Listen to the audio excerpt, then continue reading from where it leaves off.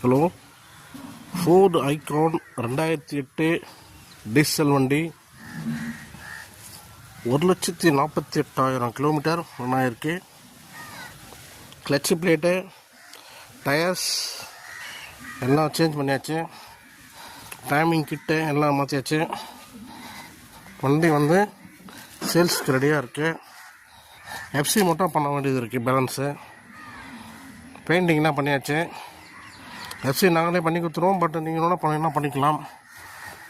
வண்டி ரேட்டு 1,15,000 சொல்கிறாங்க. முன்ன பேசி வாங்கி தருவாங்க. டீசல் வண்டி நல்லாயிருக்கும். டீசல்லாம் இப்போ வரதே இல்லை மாடல். ஹுண்டாயில் மட்டும் தான் டீசல் வருது, கேஆவில் வருது, அவ்வளோ மட்டும் தான். 1.4 இன்ஜின், நல்லா ஸ்பீட் போகும் வண்டி. இல்லைங்களா?